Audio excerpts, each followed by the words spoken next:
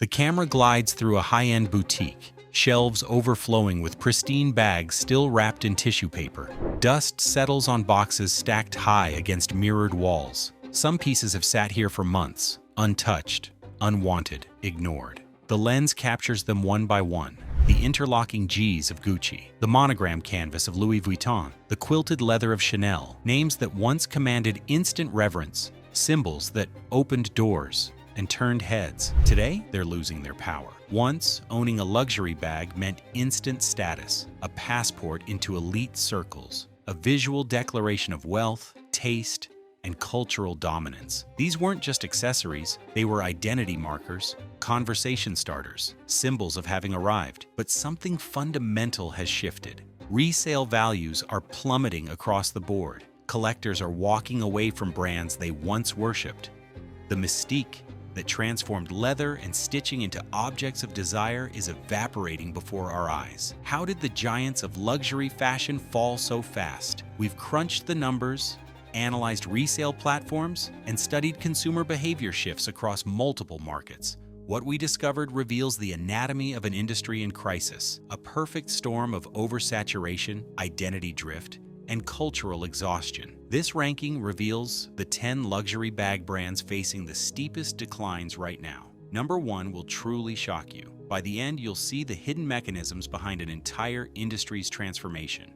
And maybe, just maybe, glimpse what the future of luxury actually holds. Number 10. Gucci early 2010s through mid-2010s. The GG monogram was everywhere. Street-style blogs, red carpets, music videos, Instagram feeds. Gucci symbolized youthful wealth with an edge, trend dominance with accessibility. The brand became the luxury gateway for an entire generation. Then came the saturation. The logo appeared too often, on too many pieces, in too many collaborations. What once felt exclusive became ubiquitous. Logo fatigue set in hard. Gucci chased every trend, every collaboration opportunity, every celebrity endorsement. The brand identity fractured into countless directions. Buyers couldn't tell what Gucci actually stood for anymore. Resale values dropped 20–30% across major platforms. Kering's financial reports show declining demand in key markets. The secondary market tells the brutal truth. Pieces that held value 2 years ago now sit unsold for months. The emotional contract broke. Owning a Gucci bag once said, "I'm fashionable and wealthy." Now it whispers, "Too common, no longer special." It's like a club hit played too many times. The melody that once electrified every room now clears the dance floor. But if oversaturation killed Gucci's street cred, what happens when a brand built on Y2K nostalgia can't escape its own past? Number 9. Fendi, the Y2K icon. The baguette bag defined an era. Small, structured, celebrity-endorsed, endlessly coveted. Fendi represented cutting-edge chic, the brand celebrities chose when they wanted to signal fashion knowledge beyond the obvious. Oversaturation met cultural shift. As minimalism swept through luxury fashion, Fendi's elaborate designs felt increasingly dated. The brand churned out variation after variation, diluting the magic that made the baguette special. Fewer collectors are chasing it bags now. The very concept feels exhausting, desperate, linked to an era of conspicuous consumption that's falling out of favor. Resale drops across categories. Auction houses report lukewarm interest. What once moved quickly now lingers. The baguette's revival attempts haven't restored the original cachet. From cutting edge to something your fashionable aunt might have owned in 2003. The emotional resonance changed from "I'm ahead of the curve" to "I'm referencing the past." Like a limited edition candy flavor that's now on every shelf. The rarity disappeared, and with it, the desire. Fendi chased trends and lost its center. But what about a brand that built its entire reputation on intellectual restraint and European sophistication? Number 8. Prada, 1990s through 2000s. Prada's nylon bags and Saffiano leather pieces represented intellectual luxury, refined, desirable, but never vulgar. The brand attracted people who wanted sophistication without screaming wealth. Miuccia Prada built an empire on subtle superiority. Her bags communicated taste, education, European elegance. Aggressive price hikes met increased production. The delicate balance between accessibility and exclusivity shattered.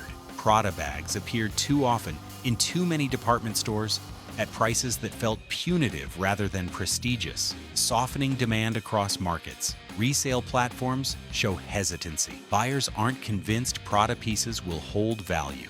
The intellectual cachet that once drove desire can't overcome basic supply-demand economics, from sophisticated choice to overpriced and common. The emotional message transformed from "I have refined taste" to "I overpaid for something everyone else has," like receiving a high bonus only to discover hidden fees everywhere. The excitement dies when you see the real cost. If you're already seeing the pattern emerging, make sure you hit that subscribe button now, because what's coming next will completely change how you think about luxury investment. Prada's intellectual appeal couldn't survive its own expansion, but surely Chanel, the ultimate symbol of timeless luxury, surely Chanel is bulletproof. Number 7. Chanel, the classic flap. The 255, ultimate symbols of timeless wealth and elegance. Chanel represented old money luxury, pieces mothers passed to daughters, investments that transcended trends. Price inflation reached absurd levels. A classic flap that cost $4,900 in 2019 jumped to over $10,000 by 2023. The increases outpaced logic, outpaced inflation, outpaced any reasonable justification. Simultaneously, supply increased. Chanel appeared more frequently in department stores, online platforms, influencer content. Quality complaints emerged. Stitching issues, hardware problems, materials that felt cheaper despite skyrocketing prices. Resale values dropped 33% on some platforms. Collectors who once viewed Chanel as bulletproof investments now approach cautiously. Buyers are questioning what they're actually paying for. From untouchable luxury to questioned prestige, the emotional contract shifted from "I own something timeless" to "Did I overpay for a declining asset?" Like vintage wine watered down, the label remains, but the substance has changed. If Chanel's timeless elegance can't withstand market forces, what about the brand with the most recognizable logo on earth? Number 6. Louis Vuitton, 1990s through 2010s. The monogram canvas achieved universal recognition. Speedy bags, never-full totes, these pieces transcended fashion to become cultural icons. Louis Vuitton meant you'd arrived, globally and unambiguously. The brand mastered luxury democratization without losing prestige. For decades, they walked that impossible line perfectly. Logo fatigue hit hard. The monogram that once felt exclusive became omnipresent. On bags, on luggage, on shoes, on everything. Collaborations multiplied. Colorways proliferated. The brand lost its center while chasing expansion. When everyone can recognize a Louis Vuitton from across the street and everyone knows someone who owns one, the status signal degrades. The flex becomes background noise. Resale values dipping across categories. Collector interest waning, especially among younger buyers who see the monogram as their parents' luxury, not their own. Once exclusive, now common. The aura dissolved. The emotional message changed from "I have elite status" to "I have what many people have." Like a frequent flyer card everyone owns. It's no longer a flex, just a thing. Stop. Let's zoom out. You've seen 6 brands decline, 6 heritage houses losing value, prestige, and collector confidence. Different creative directors, different strategies, different aesthetics. But one pattern connects them all. Oversaturation, logo fatigue, price inflation without corresponding value increase. Every brand on this list chose growth over scarcity, volume over exclusivity, market share over mystique. This isn't about fashion trends. This is systemic. The same buyers who fueled luxury expansion for 2 decades are fundamentally changing how they think about prestige. They're rejecting flashy logos, questioning inflated prices, demanding actual scarcity and quality over manufactured hype. If you're deep into this breakdown, hit subscribe right now. The next 5 brands intensify everything we've discussed. The insights ahead could genuinely change how you see every luxury bag you own or plan to buy. Louis Vuitton proved that even global dominance can't save you from logo exhaustion. So what about brands that deliberately rejected logos altogether? Number 5. Bottega Veneta. Late 2010s through early 2020s, the Intrecciato weave became the ultimate quiet luxury signal. No logos, no monograms, just extraordinary craftsmanship visible only to those who knew. Bottega Veneta captured the anti-logo movement perfectly. Owning one meant you'd graduated beyond needing external validation. Rising popularity diluted the exclusivity that made the brand special. More buyers discovered Bottega Veneta's secret. Production increased to meet demand. The market contracted precisely when the brand had expanded. The quiet luxury movement became loud. Sluggish resale performance, soft hype across fashion communities. The whisper network that once drove Bottega Veneta's desirability has gone quiet. Once the subtle choice for true insiders, now approaching mid-tier perception. The emotional message shifted from "I'm beyond logos" to "I'm wearing what many beyond logos people wear." Like a quiet rental apartment in a suddenly trendy neighborhood. Stylish, sure, but no longer coveted. The anti-logo strategy failed when it became mainstream. But what if you target youth culture directly with aspirational entry-level luxury? Number 4. Saint Laurent 2010s through early 2020s. The Loulou, the Sac de Jour, these bags represented aspirational entry-level luxury. Saint Laurent offered edginess and prestige at a slightly more accessible price point. The brand became the choice for young professionals wanting luxury credibility without Chanel-level investment. It felt modern, cool, achievable. Oversupply met market correction. The middle-tier luxury segment lost its luster as buyers either traded down to contemporary brands or saved for true heritage pieces. Saint Laurent got caught in no man's land. Trend-driven models aged poorly. What felt edgy in 2018 looked dated by 2023. The brand chased too many micro-trends without building lasting design language. Resale stagnation across platforms. Pieces that should be moving aren't. The excitement that once surrounded Saint Laurent bag launches has evaporated. From aspirational flex to nice but not legendary, the emotional contract changed from "I'm investing in my future luxury wardrobe" to "I bought something pleasant that won't hold value." Like a mid-level salary, comfortable in the moment, but ultimately forgettable. Saint Laurent aimed for accessible aspiration and hit mediocrity. So what happens when you pursue the opposite extreme? Uncompromising creative vision. Number 3. Celine mid-2010s through early 2020s. Phoebe Philo's Celine represented intellectual luxury, minimalist, architectural,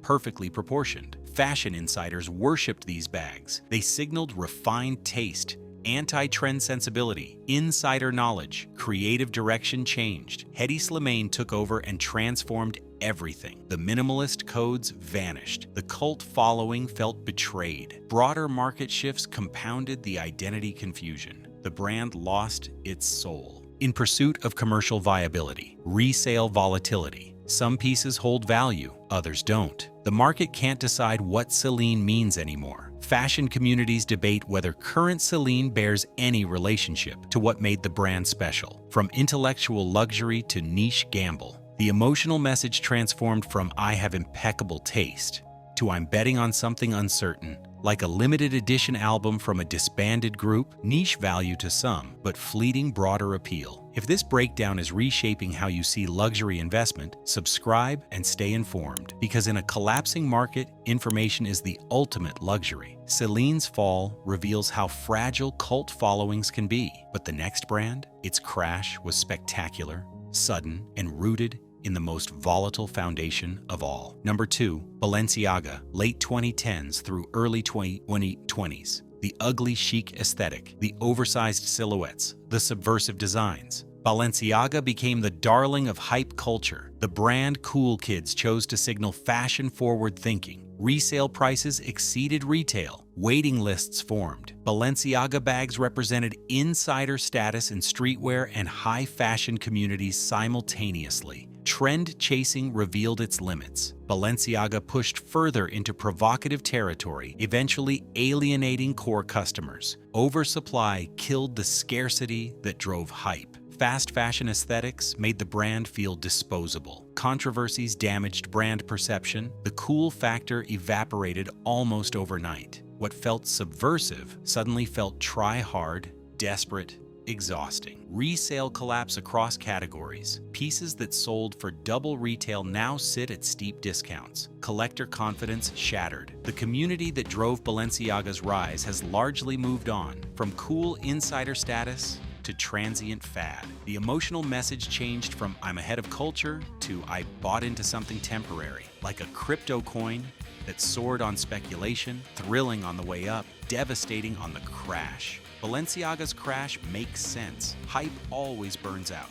But number one, the top spot belongs to a brand that seemingly did everything right. Number one, Louis. Yes, Louis.